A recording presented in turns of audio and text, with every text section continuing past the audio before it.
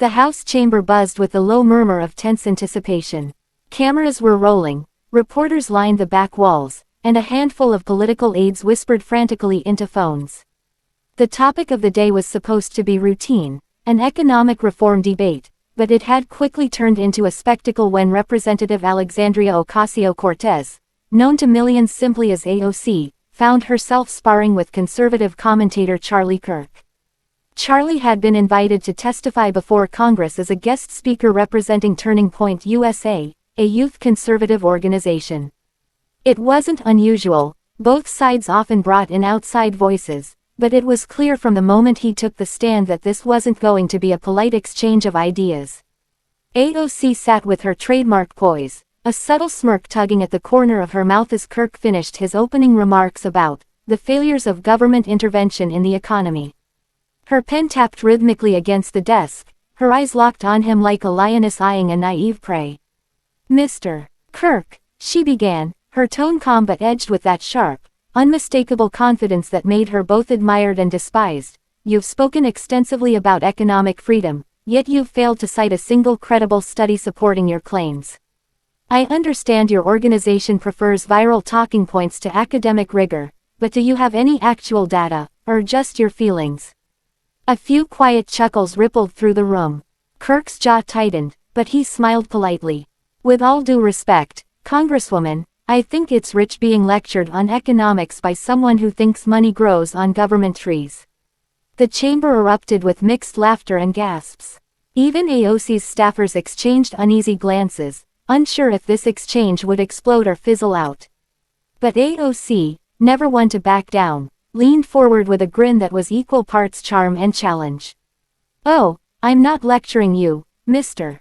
Kirk. I'm simply trying to understand how someone so confidently wrong can make a living misleading young people. Ignorance is one thing, but branding it as education.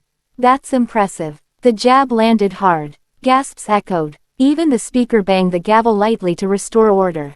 "Members and guests will refrain from personal insults," he said sternly. Charlie adjusted his tie, trying to keep his composure. "Congresswoman, I might be ignorant in your eyes, but I've built a national organization that reaches millions.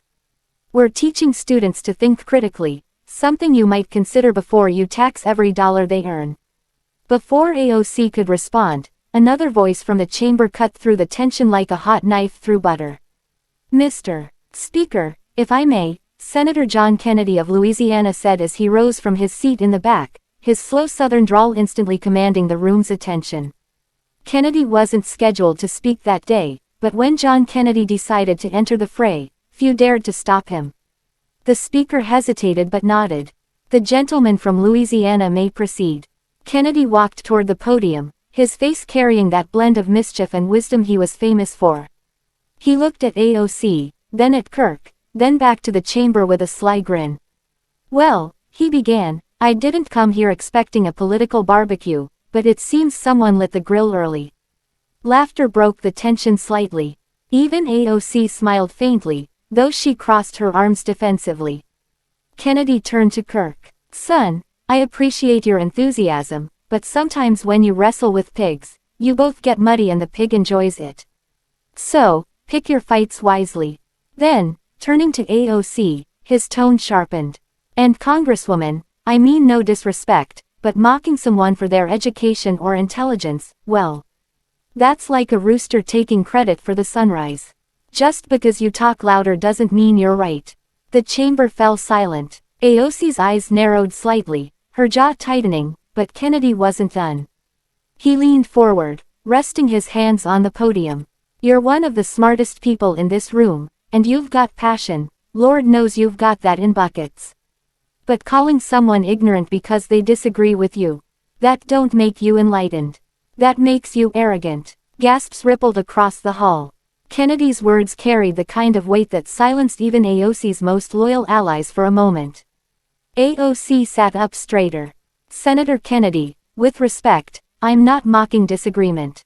I'm calling out misinformation. There's a difference between debate and deceit." Kennedy nodded slowly. "Fair point. But the way I see it, when both sides start treating every disagreement like a holy war, truth's the first casualty." He turned back to the audience.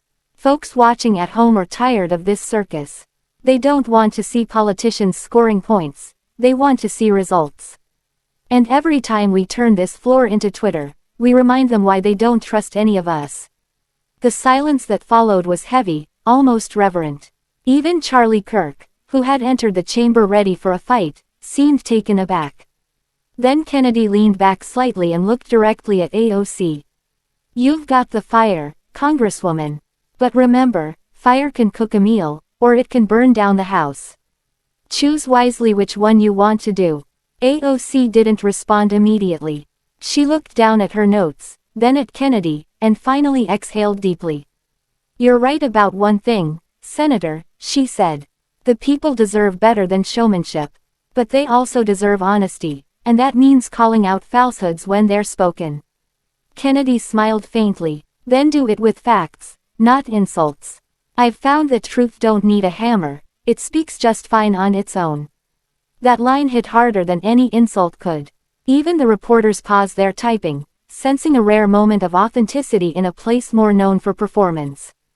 After a long pause, the speaker cleared his throat. "Let's proceed with decorum, please. The committee will now return to the discussion of fiscal reform."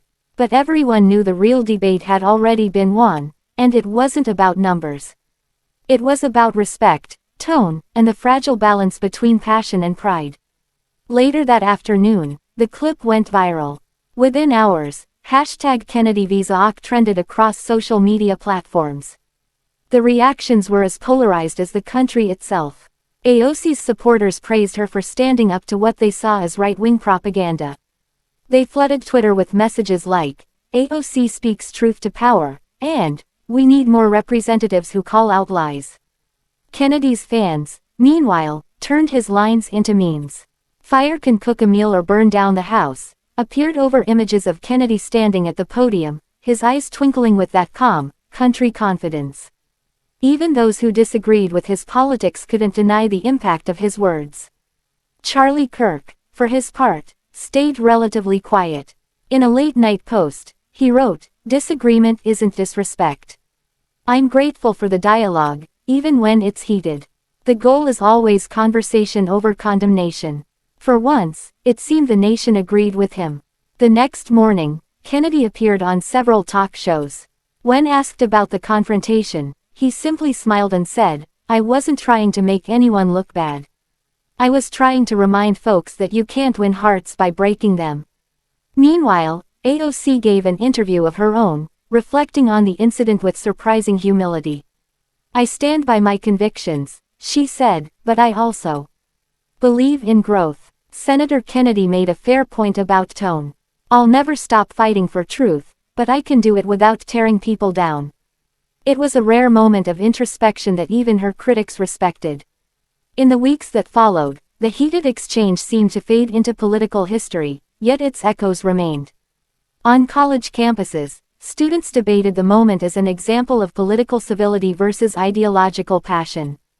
In op-eds, journalists wrote about how the encounter represented the deeper fracture in American politics, and how, for a fleeting instant, both sides had been reminded of something bigger than themselves. Even in the House, something had shifted. The next major session ran smoother, calmer. There were still disagreements, of course, there always would be, but the insults were fewer, the tone less venomous. Kennedy's words had landed deeper than anyone expected. One night, long after the cameras had gone, Kennedy sat alone in his office, his tie loosened, a cup of lukewarm coffee in his hand. His aide peeked in and asked, "Senator, did you mean to go that hard on AOC?" Kennedy chuckled softly. "Son," he said, "sometimes folks need a reminder that the loudest voice in the room ain't always the wisest. I didn't scold her, I just held up a mirror. What she saw next was up to her." And somewhere across the city, AOC sat in her own office, replaying the moment on a tablet. She didn't like losing an argument, but she wasn't blind to wisdom, either. For once, she smiled, not out of defiance, but reflection. Maybe Kennedy was right. Maybe truth didn't need a hammer. The next day, she stood on the House floor again, addressing a new issue, education funding. Her tone was firm but measured. When a political opponent interrupted her mid-sentence, she paused, smiled faintly, and said, "Let's keep it civil. I think we can have a real conversation without the fireworks." The chamber fell silent, not out of fear, but out of respect. In that instant, everyone realized something remarkable. AOC hadn't been defeated that day, she had evolved. And that was the kind of victory that no headline could ever capture. Meanwhile, John Kennedy, watching from across the aisle, nodded quietly to himself. The old senator didn't need applause or vindication. He just needed to know that, for once, words had done what they were meant to do, not to wound, but to awaken. And in that rare, fleeting harmony between conviction and humility, the nation found a glimpse of what politics could be, if only for a moment. Word.